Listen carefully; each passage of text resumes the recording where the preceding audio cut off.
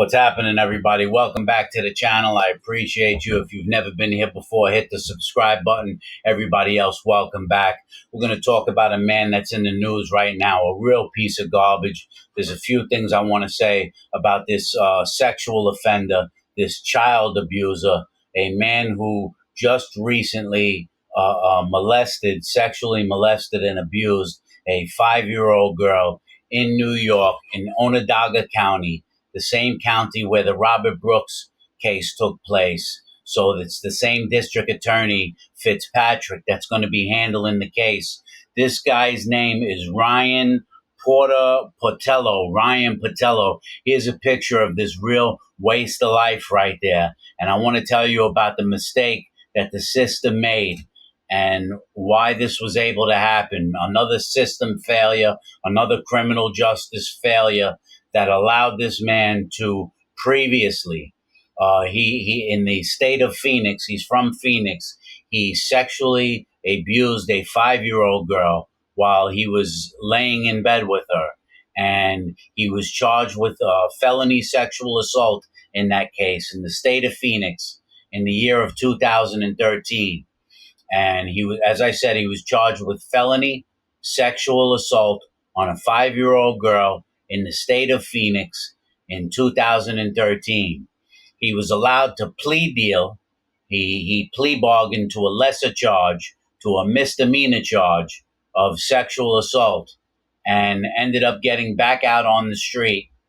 I do not know how much time he served. It was probably not a lot. And they should not have allowed anyone that sexually abused a 5-year-old to plea bargain. This is part of the problem, right? I believe any sexual charge against a child, a plea bargain should not be offered. We'll get into why they offer those plea bargains in a minute. But he then would move to New York, to Onondaga County, and he was just arrested again this past Sunday for leading a girl out of the park with candy. The old trick that people always joke about. Hey, little kid, you want some candy? Well, he used that trick and lured this girl into the wooded area, a 5-year-old girl, and sexually abused her, sexually molested her. He has been arrested. He is in jail right now for molesting a 3-year-old girl as well as this 5-year-old girl. And they believe there may be many more or several more out there. And so there's a tip line for people in that area to call. This guy is as bad as they come, man. These individuals are dangerous. And there's really, I don't believe, no fixing these individuals. This little girl, first let's get to the plea bargain. Plea bargains, as hopefully they don't offer him a plea bargain here in this case, because now he's not a first-time felon with the charge. He's been arrested on the felony before, so it's a second offense. So hopefully the plea bargain doesn't come, right? But the reason they give plea bargains is for several reasons. One, psychologists and psychiatrists will inform the court system that these individuals that commit crimes like rape and child molestation, and that they have psychological problems and they are not in control over what they do. And because of that, they should not get extensive sentences, right? I don't agree with that. I'm telling you what a lot of the psychologists and psychiatrists say, and so they offer them plea bargains based on this and say that they'll give them therapy and put them in a therapeutic setting so they don't reoffend. But these people constantly reoffend. These sex abusers constantly reoffend. Let me show you a quick little video right here, just so you could hear from the news, and then we'll get back to talking. Check out this little video right here. A news clip. Check this out. We have breaking news this afternoon from the Onondaga County Sheriff's Office. In life, what we find most valuable to us is our families, especially our children. And when we have an incident like this, it sure does raise the temperature of our tempers. This is a scar that, may never heal. New charges have been filed against a registered sex offender, and law enforcement is asking the public to come forward with any information. And this man, 33-year-old Ryan Pontello, was arrested yesterday, charged with rape and other sex crimes for an incident involving a 5-year-old girl. Sheriff Toby Shelley says on Sunday around 7 p.m., Pontello, who is a level 1 sex offender, allegedly lured a 5-year-old girl with candy from a playground on Bear Road into the woods and committed sex crimes. He is charged with rape, sexual abuse, luring a child, and endangering the welfare of a child. The sheriff's office says Pontello is also the suspect in a sex crime committed against a 3-year-old earlier this spring. Pontello is on the sex offender registry from an incident in 2011 in Oswego County, but Onondaga County District Attorney Bill Fitzpatrick is concerned there may be other victims. The likelihood of someone with those proclivities remaining dormant for a decade is extremely unlikely. So we're going to be doing a deep dive into his background, his location, see what evidence we get from his social media, from his phone. Fitzpatrick said the case will be presented to a grand jury next week. The sheriff's office is asking anyone with additional information about Pontello to call this number at the bottom of your screen, 315-435-3081. So that's what's going on with him. Now they have him incarcerated. And, there's levels, as they explained in the news, there's level 1, level 2, and level 3 sex offenders. Level 3 would be the most dangerous. If you're level 2 or level 3, you have to register as a sex offender. But if you're level 1, right, you don't have to, the information isn't public.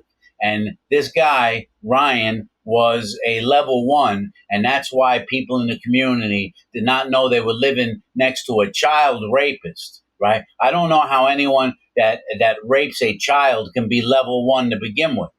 That should be automatically level 3 because it's a minor, a minor who, this girl's not even long out of diapers, right? And so I hope the guys that are incarcerated, right now, he'll be in the county jail. I hope they're waiting to say hello to Ryan. I hope they stop by and say hello to him in his cell. And obviously, he's going to get a prison sentence. And I hope the guys in prison stop by and say hello to him as well. The worst part of the whole scenario is the damage that's going to be done to the 5-year-old girl for life. Okay? And people respond to sexual abuse in many different ways. I was sexually abused as a child, as a 9-year-old boy. And what that did to me, right? And people respond to it differently. What it did to me, I didn't know what it did to me at the time.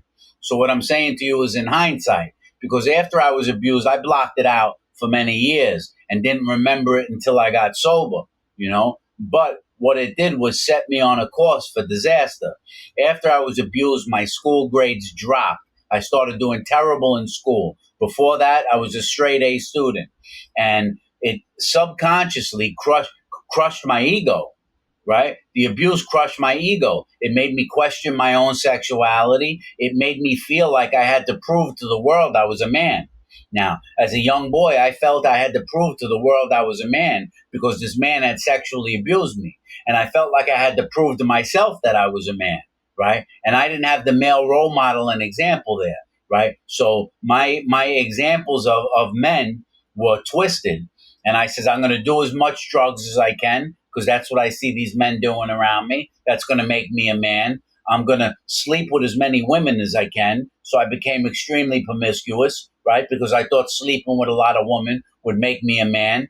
And I'm going to fight, right? Because if I fight, that's going to make me a man. And so now, subconsciously, I feel like I have to do all these things, right? And it led me to one arrest after another. It led me to becoming a drug addict for many years. It led me into crime. It led me into eventually, sadly, taking a man's life when I was 24 years old. Now, I'm not blaming the fact that I took a man's life on the fact that I was abused as a kid, but being abused as a kid is what set me on that course to become so destructive, right? And eventually I had to really involve myself in a lot of therapeutic behavior to understand why I behaved the way I behaved. What 9-year-old boy, what 13-year-old boy is psychologically looking into himself to understand his behavior? Most adults don't even look into themselves to understand their own behavior and don't comprehend why they behave the ways they do, right? And so that was the way I responded to being sexually abused. That is the way that many other people, especially young boys and men, respond to being sexually abused. They become very destructive and dangerous and addictive. And when it comes to a little girl being abused, the same things happen. They turn to drugs, they turn to alcohol, they turn into having hundreds of sexual partners as a teenager, right? Because it screws them up mentally and emotionally. So that's what this guy, Ryan Patello, just did to a 5-year-old girl. That's what he just did to a 3-year-old girl. He screwed them up for life. And then they go into court and they get a sentence of 2 years, of 3 years. And then they're back out on the street in society to do it again. I mean, if that's how twisted it is. And it stems back to, as I said, to these psychologists and psychiatrists saying that these sexual offenders are not responsible for what they do. They are responsible for what they do.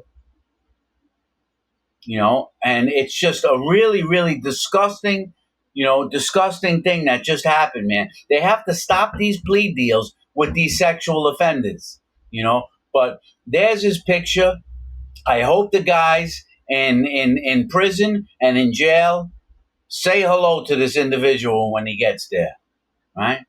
Because what a sad case. What sad that they let him live in the community without telling anyone. Laws have to be changed. Level 1 sex offenders should have to register as well, not just level 2 and 3. Anyone that commits a sexual abuse of a minor should have to register as a sex offender. And they let him cop out to a misdemeanor in Phoenix. How is it a misdemeanor? How is it a felony? How is it a felony to possess a half a gram of cocaine? A half a gram of cocaine is a felony, but raping a 5-year-old girl is a misdemeanor. Explain that one to me. How is driving under the influence a felony and raping a 5-year-old girl a misdemeanor? I can't. How is getting into a fist fight in the street felony assault, but raping a 3-year-old is a misdemeanor? This is what you get when you have a twisted liberal court system, to be honest with you.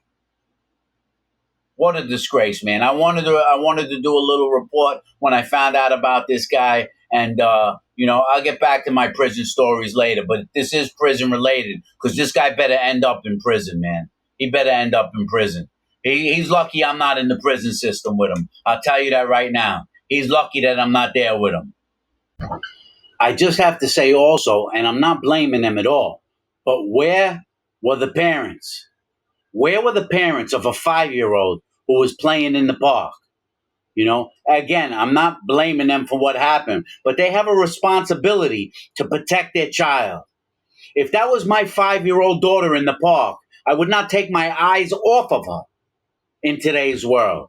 And if I saw some guy hanging out in the woods, I would definitely call the police or go over there and ask the guy what he's doing in the woods or what a guy is doing in the park when he doesn't have any of his own children there.